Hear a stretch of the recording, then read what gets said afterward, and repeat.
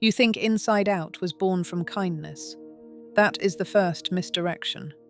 The public origin story is clean, approachable, and repeated often enough that it feels settled. Director Pete Docter noticed his daughter beginning to change as she approached adolescence. Around age 11, she grew quieter, her outward expressiveness dimmed. Her inner life, once easy to read, became more opaque. That observation became the emotional seed of the film.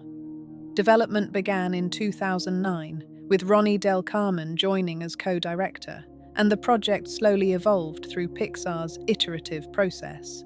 At the same time, Pixar brought in scientific consultants. Psychologist Paul Ekman contributed his research on basic emotions, which had long proposed that certain emotional expressions are universal across cultures. Daché Keltner advised on emotional development, social bonding, and the function of feelings in human relationships. The filmmakers conducted workshops, asked questions about memory formation, and explored how emotions might be visualized in ways that audiences could immediately grasp. All of that is true, but it is not the whole truth, because what those consultants brought into the room was complexity, and what the film ultimately presents is reduction. Ekman's own framework includes more than the 5 emotions that appear in the final film, and even his theory has been challenged and expanded over time. Keltner's work emphasizes that emotions are fluid, context-sensitive, and shaped by culture. Meanwhile, newer theories, such as constructivist theory of emotion, argue that emotions are not fixed entities at all, but constructed experiences assembled from bodily signals, past learning, and situational interpretation. The science was broader. The film became narrower. 5 emotions, 5 characters, 5 colors.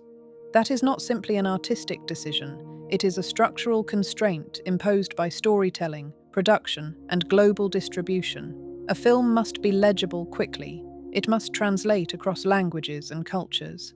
It must reduce ambiguity to maintain narrative clarity. And so the mind that appears in Inside Out is not a mind as it exists, but a model designed to be understood instantly. It is a mind built for clarity, not accuracy. The film opens with a birth. A child comes into the world, a light flickers on, and the first emotion to appear is joy. Not distress, not fear, not hunger, joy. This choice seems harmless, even comforting. It frames life as beginning in delight. It suggests that happiness is the natural starting point, and everything else arrives later as complication. But developmental psychology offers a different picture. Newborns display distress almost immediately. Crying is one of the earliest forms of communication. Reflexes like the startle response indicate sensitivity to sudden stimuli. From a biological perspective, negative affect is not secondary, it is foundational. It signals need, danger, and imbalance. It drives attention and care from others. By beginning with joy, the film establishes an origin myth. It tells you that happiness is primary and everything else is deviation. From that moment forward, joy becomes more than a character. She becomes the standard against which all other emotions are measured. The system is built around maintaining her presence. The narrative arc repeatedly returns to the idea that joy should be in charge, even when she learns to share control. That is not a neutral structure. It is a hierarchy. The most powerful idea in Inside Out is also the least aligned with how the mind actually works. The headquarters, a control room, a console, a central location where decisions are made and actions are directed. This image is compelling because it matches a deeply ingrained human intuition. People tend to experience themselves as unified agents, as if there is a single I inside, observing, choosing, and acting. But neuroscience has repeatedly challenged that intuition. Research in brain function shows that cognition is distributed across networks rather than centralized in a single location. Processes related to emotion, memory, decision-making, and perception occur in overlapping systems. There is no single place where everything comes together under a conscious controller. Studies by neuroscientists, such as Michael Gazzaniga, demonstrate that the brain can generate a sense of narrative unity even when different regions operate semi-independently. His work with split brain patients revealed that the mind often constructs explanations after actions occur, creating the impression of a continuous self even when the underlying processes are fragmented. Similarly, experiments in decision-making suggest that neural activity associated with a choice can begin before a person becomes consciously aware of deciding. The feeling of control can arrive after the process has already started. In other words, the control room does not exist. But the film creates one anyway, because without it, the story would lose coherence. A distributed system is difficult to visualize. It does not lend itself to characters standing around a console. It resists narrative clarity.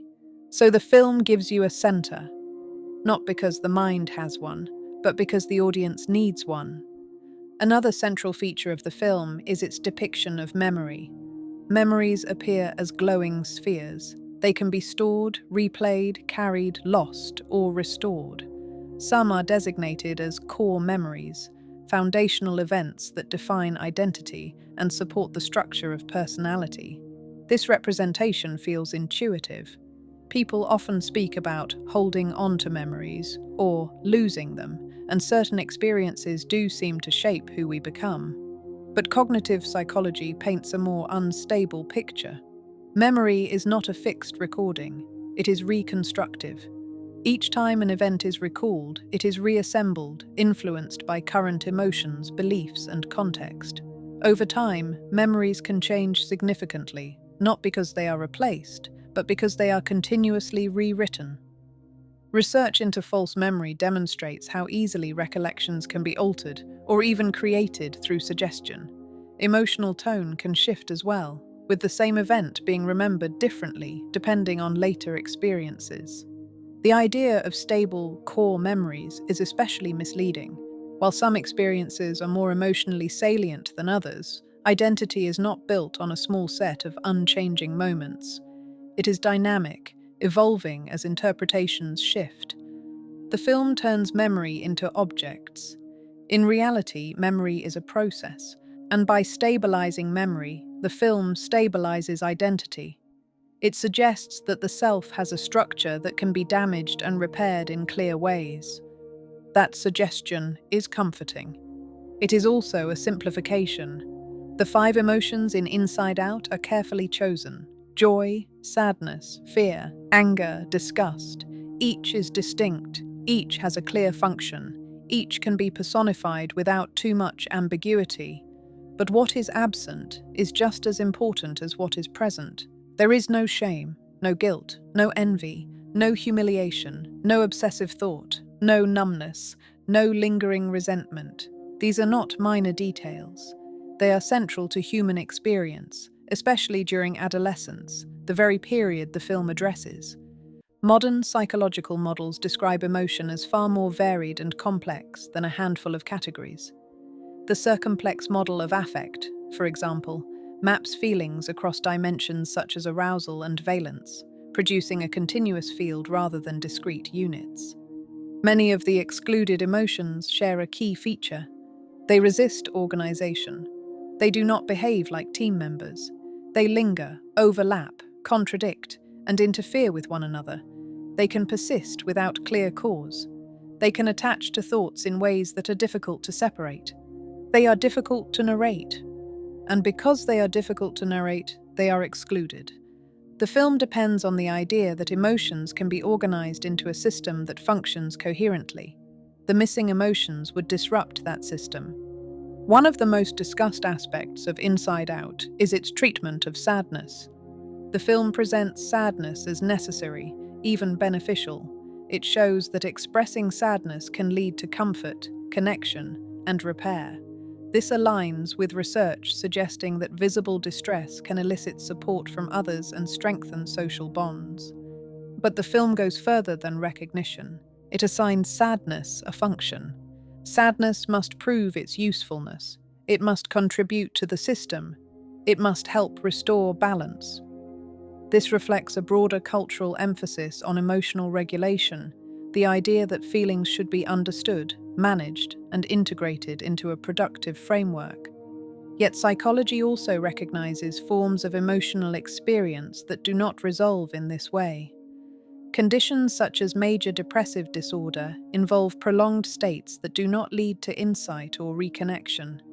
They can reduce motivation, distort perception, and isolate individuals without providing clear meaning. Grief can also persist without resolution. Not all loss leads to growth. Not all sadness becomes connection. That version of sadness does not appear in the film, because if it did, the system would no longer function as a system. There is one sequence where the film approaches something closer to psychological reality: the memory dump.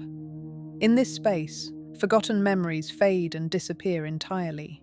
An imaginary friend dissolves, not because he is replaced, but because he is no longer retained.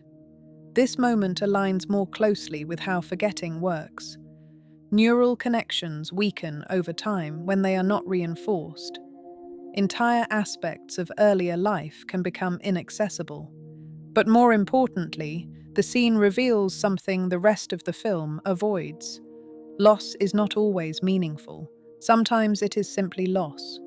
For a brief moment, the film acknowledges that growing up involves not only gaining new experiences, but also losing entire internal worlds. Childhood structures, fantasies, and identities do not always transform. Sometimes they vanish. The film touches that idea, and then it moves away from it. To understand why the film takes this shape, it helps to look at the broader context in which it was created. The early 21st century saw a surge in interest in emotional intelligence, self-regulation, and applied neuroscience. Psychological concepts entered popular discourse in simplified forms. People were encouraged to identify, label, and manage their emotions as part of personal development. This cultural shift framed the mind as something that could be understood and optimized. Inside Out reflects this perspective. It presents emotions as identifiable components. It suggests that balance can be restored through understanding. It frames breakdown as part of a system that can be repaired. It turns inner life into something legible. Beneath all of this lies the original emotional impulse.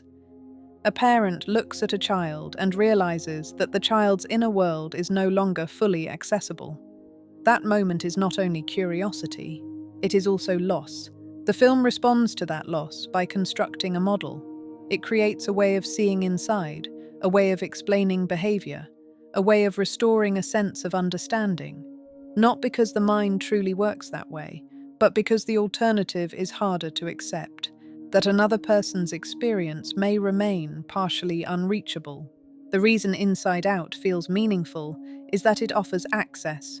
It suggests that behind confusion there is structure, that behind silence there is explanation, that if you could look inside, everything would make sense. But real inner life does not always resolve into clarity. It is distributed, shifting, sometimes contradictory. It produces experiences that do not align, do not explain themselves, and do not settle into roles. The film does not invent this tension. It organizes it. It takes something unstable and gives it form, not to deceive exactly, but to make it bearable.